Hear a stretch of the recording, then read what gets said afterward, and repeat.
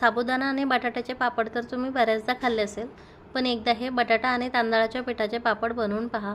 खूपच खमंग होतात आणि खूप छान खुसखुशीत आणि हलके होतात. एरवी मुलांना बाहेरचे चिप्स आणि कुरकुरे देण्यापेक्षा तुम्ही हे बटाटा आणि तांदळाचे पापड बनवून ठेवू शकता आणि पाहिजे तेव्हा तळून देऊ शकता. आपल्या मसाला पापडसारखे बनवून देखील हे मुलांना देऊ शकता. मुलांना हे पापड जबरदस्त आवडतात, कारण यात बटाटा घातलेला असतो, त्यामुळे हे पापड खूपच चविष्ट तयार होतात आणि दुप्पट ते तिप्पट फुलतात बरं, आणि छान पांढरे शुभ्र तयार होतात. आणि आपण हे एकदा बनवून वर्षभर काय 2 वर्ष स्टोअर करू शकतो. अजिबात खराब होत नाही. बनवायलाही खूप सोपे आहेत. लगेच आपण याची रेसिपी पाहूयात. त्या अगोदर एक छोटीशी विनंती आहे, रेसिपी पूर्ण बघा आणि रेसिपी जर आवडली तर प्लीज रेसिपीला लाईक आणि शेअर करा. लगेचच हे बटाटा आणि तांदळाच्या पिठाचे पापड कसे बनवायचे हे आपण पाहूयात. आता हे पापड बनवण्यासाठी मी 2 कप तांदळाचे पीठ घेतलेले आहे आणि 300 ग्रॅम बटाटे घेतलेले आहेत. बटाटे उकडवून त्याचे साल काढून घेतलेले आहे. आता हे तांदळाचं पीठ घेतलंय, तर हे तांदूळ काही भिजवलेले वगैरे नव्हते, फक्त तांदूळ स्वच्छ धुवून सुकवून त्यानंतर दळून आणलेले आहेत मी, आणि तेच पीठ इथे वापरते. आता हे बटाटे आपल्याला एक एक करून असे किसणीने किसून घ्यायचे आहे, म्हणजे पापडामध्ये गुठळा तयार होत नाही. असे बटाटे छान किसून झाले की लगेच आता एक कढई गॅसवरती ठेवायची आहे. यात आता आपल्याला 2.5 कप पाणी घालायचं आहे. 2 कप तांदळाचं पीठ घेतले, तर त्यासाठी 2.5 कप पाणी घ्यायचं आहे. यात आपल्याला अर्धा चमचा पापडखार घालायचा आहे आणि चवीनुसार थोडंसं मीठ घालायचं आहे. मीठ जास्त घालायचं नाही, कारण वाळवणीचे पदार्थ वाळल्याच्या नंतर थोडेसे खारट होतात, त्यामुळे जास्त मीठ सुरुवातीलाच घालायचं नाही आपण. आता हे एकदा व्यवस्थित मिक्स करून घ्यायचं आहे आणि आता याला एक उकळी काढून घ्यायची आहे. पाण्याला अशी छान उकळी यायला सुरुवात झाली की गॅसची फ्लेम कमी करायची आहे आणि सगळं तांदळाचं पीठ आपल्याला या पाण्यात घालायचं आहे. असं व्यवस्थित मिक्स करून घ्यायचं आहे. पीठ व्यवस्थित मिक्स करून झालं की लगेच आता आपल्याला आपण जे बटाटे किसून घेतलेले आहे ते देखील यात घालायचे आहे आणि हे देखील आता या पिठात व्यवस्थित मिक्स करून घ्यायचे आहेत. अशा प्रकारे. आणि आता आपल्याला यावरती झाकण ठेवून हे 5 मिनिट असंच ठेवायचं आहे. याची एक वाफ काढून घ्यायची आहे. गॅस बंद करायचा आहे. तोवर आपल्याला एका कुकरमध्ये पाणी घ्यायचं आहे. त्यामध्ये एखादी प्लेट किंवा डबा ठेवायचा आहे. त्यावरती एक प्लेट ठेवायची आहे, कारण आपल्याला यात पीठ उकडवून घ्यायचं आहे. इकडे 5 मिनिट झाले. याची एक वाफ निघाली की लगेच आपल्याला यावरचं झाकण काढायचं आहे. पीठ एकदा ग्लासने असं रगडवून घ्यायचं आहे किंवा मॅशरने व्यवस्थित एकदा मिक्स करून घ्यायचं आहे. आणि आता हे पीठ एकदा व्यवस्थित असं एकजीव झालं, मिक्स झालं की आपल्याला एक कॉटन कपडा घ्यायचा आहे किंवा सुती कपडा घ्यायचा आहे. कपडा ओला करून घ्यायचा आहे आणि त्यात हे पीठ ओतून घ्यायचं आहे. ही एक एक्स्ट्रा स्टेप केल्यामुळे पापड खूपच छान होतात. मी 2 प्रकारे पापड बनवून बघितले. मला या पद्धतीने बनवलेले पापड खूपच आवडले आणि खूपच छान रिझल्ट येतो, त्यामुळे मी ही एक स्टेप नक्की करते. थोडासा त्रास होतो, पण पापड खूप छान होतात.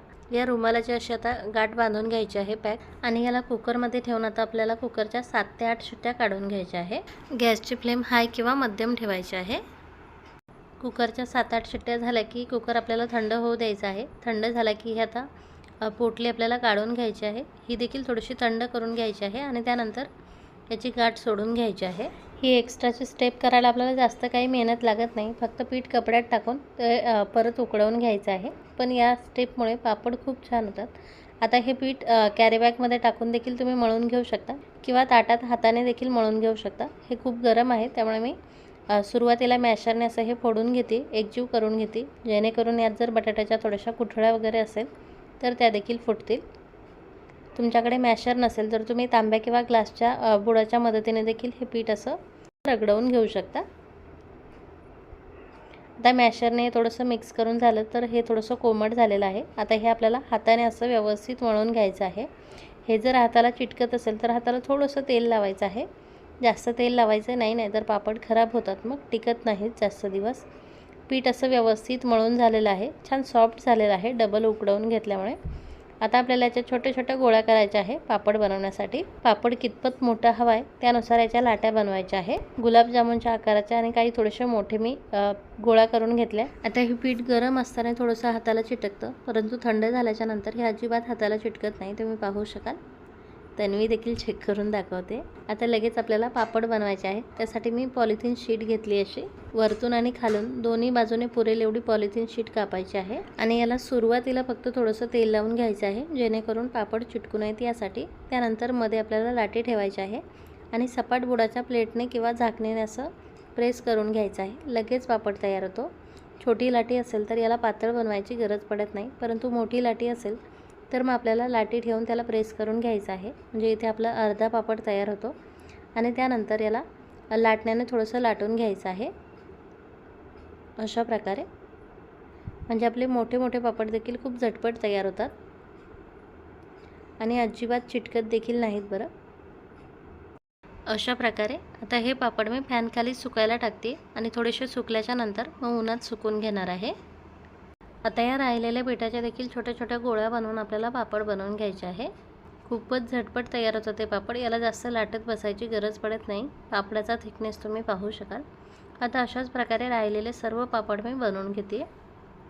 सर्व पापड मी बनवून घेतले. आता हे फॅनखाली सुकून त्यानंतर उन्हात सुकून घेते. पापड आपले छान सुकलेले आहे आणि किती छान पांढरे शुभ्र पापड तयार झाले तुम्ही पाहू शकाल. आता हे पापड मी तुम्हाला तळून देखील दाखवते. पापड तळण्यासाठी तेल आपल्याला व्यवस्थित गरम करून घ्यायचे आहे आणि त्यानंतर गॅसची फ्लेम कमी करायची आहे. आता पापड असं आपल्याला तळून घ्यायचे आहे. किती छान फुलताय पापड तुम्ही पाहू शकाल आणि छान पांढरे शुभ्र पापड तयार होत आहे. यात बटाटा घातल्यामुळे पापड लवकर जळतात, त्यामुळे हाय फ्लेमवरती पापड तळायचे नाही आहे. तेल व्यवस्थित गरम करून गॅसची फ्लेम कमी करून मगच पापड तळायचे आहे. दुप्पट ते तिप्पट फुलत आहे आणि छान खुसखुशीत होतात बरं हे पापड. आणि महत्त्वाचं म्हणजे हे पापड अजिबात तेलकट होत नाही.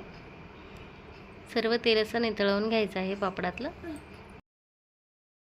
रंग पाहू शकाल तुम्ही किती सुरेख आलेला आहे तर. आणि चव याची एवढी जबरदस्त आहे ना, तुम्ही एकदा बनवून पहा, खूप आवडतील तुम्हाला. आणि त्यानंतर तुम्ही प्रत्येक उन्हाळ्यात हे पापड नक्कीच बनवाल. पापडाच्या आकारावरून समजलं असेल तुम्हाला किती छान फुललेले आहेत पापड. अगदी 2 ते 3 पट फुललेले आहेत आणि खूप छान खुसखुशीत देखील झालेले आहेत बरं. तर या उन्हाळ्यात तुम्ही हे बटाटा आणि तांदळाच्या पिठाचे पापड नक्की बनवून पहा, खूप आवडतील तुम्हाला. तर रेसिपी नक्की ट्राय करा आणि रेसिपी जर आवडली असेल तर प्लीज रेसिपीला लाईक आणि शेअर करा. Bye bye.